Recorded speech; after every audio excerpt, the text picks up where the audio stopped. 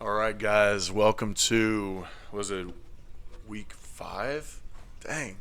Week 5, chapter 4, and it is a wonderful tropical storm day. So, um, this week, uh, it seems like it has a lot of parts to it, but I do want you to make sure and you look at your to-dos, okay? If you look in your content and go down to, week 5, obviously your discussions, but then your assignments, there's a few of them, okay? Your quiz, if you are involving yourself in reading Team Human, cool, keep doing that.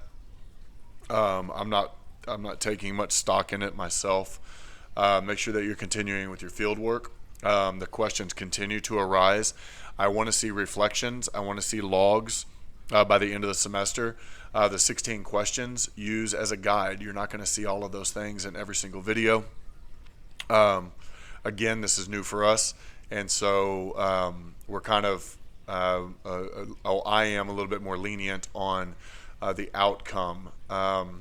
Take the Bloom's quiz. Bloom's is a little bit antiquated in its dating, but it's still very applicable. There's new terminology that's being used, but we can get into that at a later time. Obviously, watching the lecture, kicking a little response to me is where you need to be at for this week. So, with that being said, I want to start off this week. I hope everybody's doing well. I hope nobody's flooding. We're off in Sci-Fair, so hopefully everybody is at home safe and sound. I want to look at our questions of the week. I think that we're getting a lot more or a lot of benefit out of responding to these questions. So last week was week 4, chapter 3. So I'm going to go through them. I'm going to try to go through them pretty quick. There are a lot of questions. Again, some that I can speak to very easily, and some that I was looking. They kind of boil down to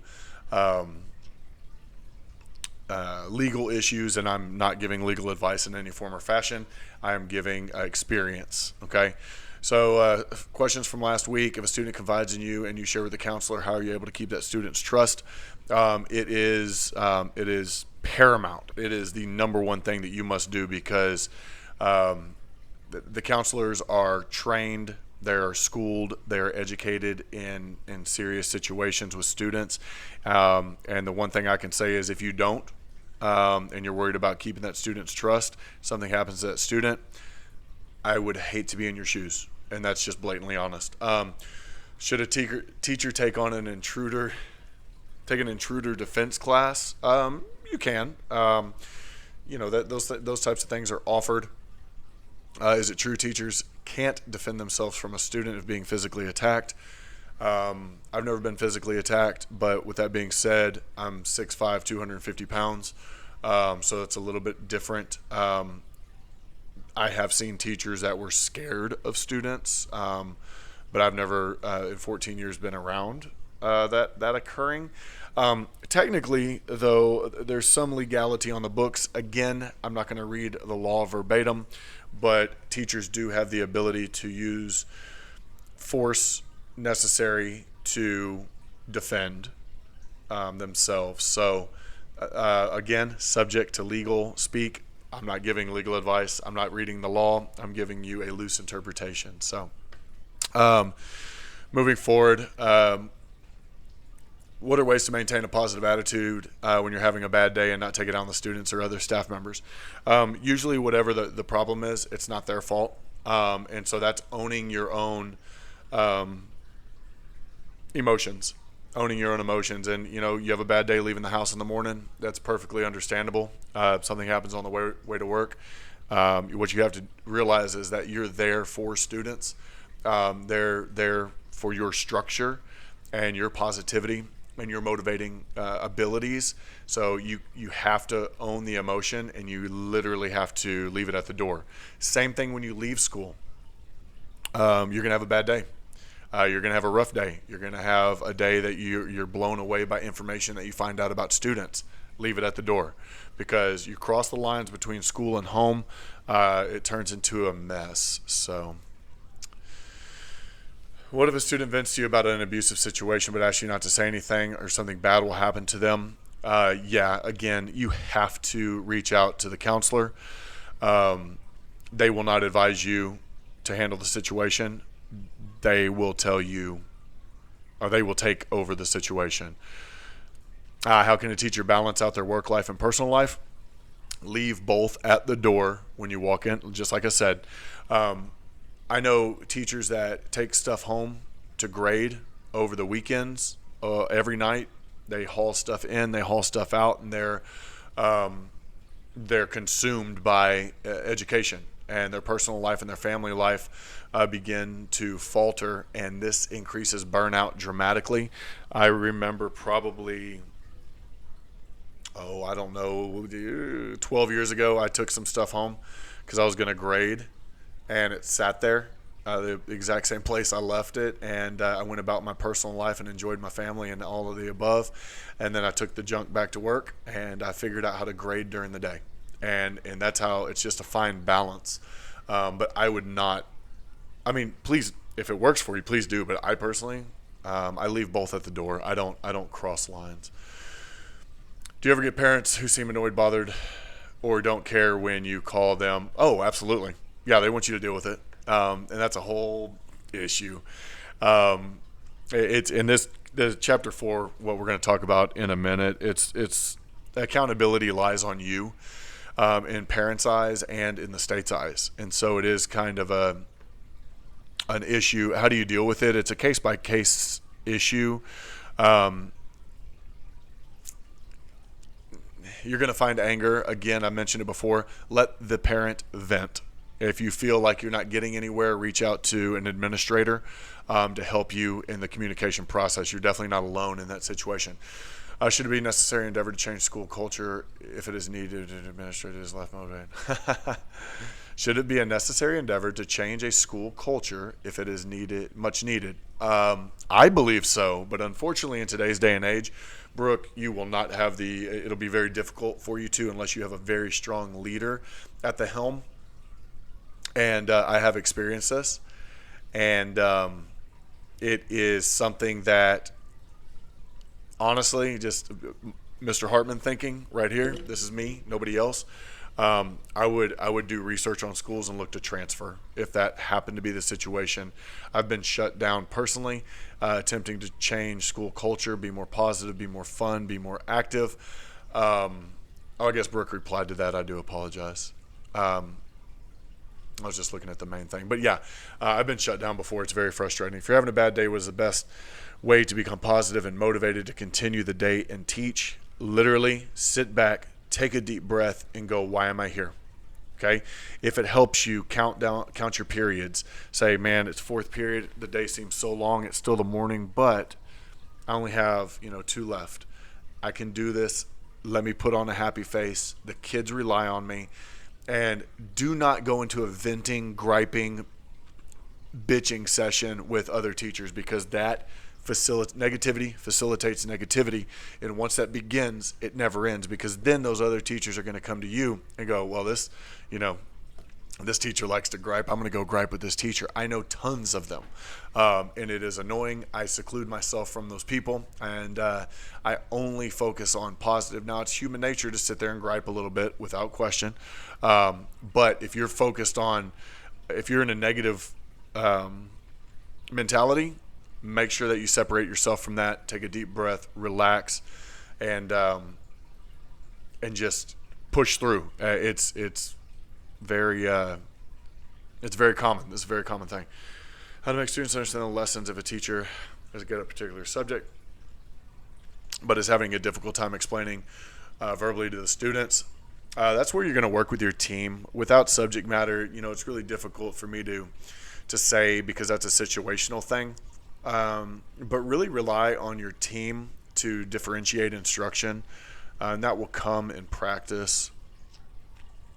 How do they maintain positive attitude, inspire students to do better? Again, structure, your focus.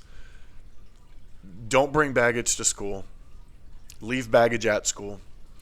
And know that one day those kids are going to sit back and they're going to think about you and go, man, That's, Mr. Hartman really, really would not give up and was always a positive, motivating factor. If you can have that thought in your mind that you're going to be that person, that you're going to be that local celebrity at the HEB in 8 years or whatever it may be, 10 years, 5 years, that's really what the idea of being a motivator is. And that's kind of the way that I handle my approach. I mentioned earlier, no takeaways from Q&A sesh. Yeah, because I use sesh. I feel cool. Thank you, Christine. Exhausted at the end of the day. Yeah, no, Paris, I feel for y'all. Y'all, and this says, and y'all may have seen it down the very first one that we had posted for last week. Strict schedules, very fast paced. Paras have that. Teachers have a little bit extra. And there's a balance. Some people say, well, you shouldn't be exhausted at the end of the day as a teacher. The kids should. I don't believe that. I'm not going to exhaust a 13-year-old who is really unsure about even wanting to go to school. I want to do everything that I can. Now, I don't get exhausted per se because I'm too laid back to get exhausted, and I don't overthink simple things. And with that being said, the whole idea of, I'm not prepared for the day. Okay, we'll figure out how to get prepared, okay? And if you're not prepared for that day, then the next day you better be prepared. But be laid back with structure, and that exhaustion will not be there. I know there wasn't not a question in there, but I just wanted to add my 2 pennies. So anyway, let me go back to my camera so I can see myself here. So chapter 4, this is going to be brief because chapter 4 is about curriculum assessment and accountability.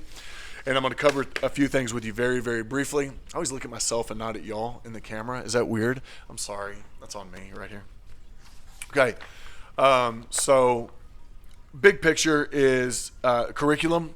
This was the most confusing thing for me whenever I started in Hempstead 14 years ago because I really didn't even know what curriculum was. I went through alternative certification after I left the U-Teach program at Texas after a semester because I was tired of paying $4,000 a semester and I really wanted to graduate. So what I did was ACP, and I really did not learn anything about curriculum. And so this is not a curriculum study. This is not a pedagogy class even. Which is the methods of teaching. But what this truly is an introductory course. But with the idea of curriculum is laid out in a lot of districts, and even the smaller districts are doing it now to where it is a simple path to follow. It does not tell you what you have to do every single day. It does not can teaching for you. And so going through chapter 4, obviously, you're going to reflect and... okay, sorry for the pause. I had a crying baby. I apologize for that. So anyway, we were on curriculum. Where was I? Basically, it all stems from the TEKS. The old school people call them the TEKS. They've been around if they call them TEKS, but they are the Texas Essential Knowledge and Skills. That is the basis for the curriculum that is then developed by districts, by regions, whatever it may be.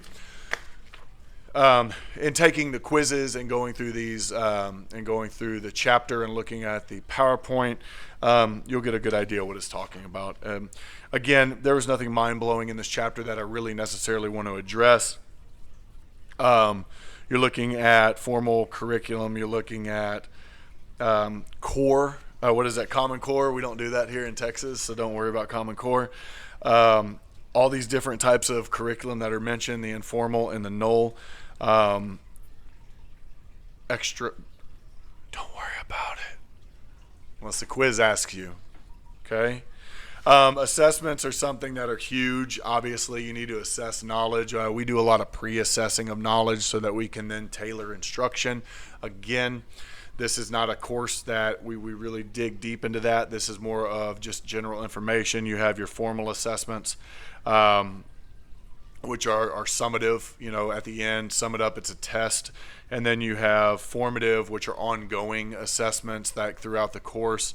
Again, this is just for information purposes, I don't even think that this is necessarily anything that you're going to need to take with you and keep back, because it's part of everyday learning. And whenever you get into student teaching, you'll be you'll be exposed to it. So again, it goes into grading, standardized testing. You're going to be held accountable for standardized testing, no matter what your feelings are about state testing. I'll tell you mine. You could probably guess. I don't care for it. I think that we are forced to teach to it by the higher ups, and if I say too much more, I could get in trouble. So I'll be quiet. I don't care for it. There's a better way to do it. You can't incentivize teachers, because then students find out they're crafty. They'll bomb on you if you gave them a bad look one day, type of thing. I don't know what the answer is for standardized testing.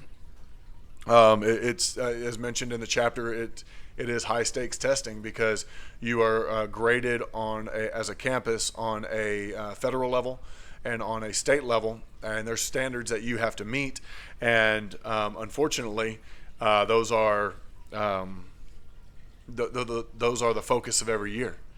I don't agree with it. I want education to be actual learning, real world application of success, and filling with knowledge. I always teach my students and y'all, I want you to be able to fulfill yourself with so much knowledge and become a lifelong learner that just because I teach history and I've taught science in the past, I don't have blinders on, and that's the only thing that I do. I want to know everything about everything so that I can speak. This is what I tell everybody. I want to know enough stuff that I can speak intelligently walking into any conversation.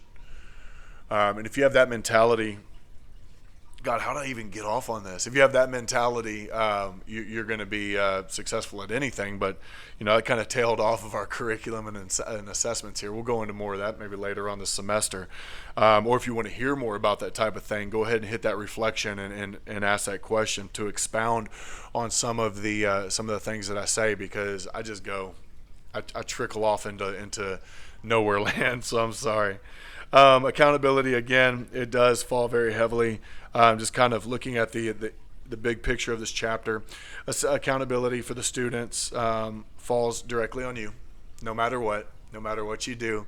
So you have to be a positive, motivating factor, because students, you need students to want to work for you. They want to impress you. And it's easy. I'm not telling you that's something that's difficult. It is actually easy to do. Classroom assessments are vital. Test results should guide teacher making decisions. This is such basic stuff. It's funny, actually. Data is one of the most important drivers to guiding instruction. I love it. I look at numbers. I look at trends with my students. I compare classes with each other. I do all sorts of it. But I do it not like an accountant crunching numbers somewhere in a cubicle. I do it with just laid back, check out some numbers, say, hey guys, this is how y'all did. How can we get better? Y'all help me adjust instruction to make this group better, or this one student better. It's all about driving towards success, because in the end, and just like you in your teaching career, success is not given, it is earned. And if you have that mentality that you have the ability to earn every amount of success in whatever you do. You may find out in a semester, or after taking my god-awful course online, you're like, I don't know if I want to do that. I'm going to turn out like that guy. I don't want to turn out like him, right? So, and whatever you do, it's a matter of really pushing and striving to really basically just grind out success. And I take that approach in all of my aspects of life: middle school, college, real estate. You can see I have 2 deals running right now above my head, and then my personal small business. And so I got a lot of irons in the fire, basically. So anyway, with that being said, I did kind of ramble off. Chapter 4 is very straightforward, very simple, guys. What do you want to hear more of? What do you want to see more of? being that this chapter does not have a whole lot of reflection to it. The questions are going to be, reflect on this, right? On what we're seeing here, not on the chapter itself. And as always, make sure that you get everything turned in. I'm going to try. I got to get grades updated. I know, my bad. It's been busy with school starting in such a hectic way. I know that my paras that are on campus get it big time. So with that being said, guys, I hope you'll have a wonderful week. Please stay dry. Please email. I know weekends I get a little bit behind on checking emails. I'm sorry. But go ahead and email questions.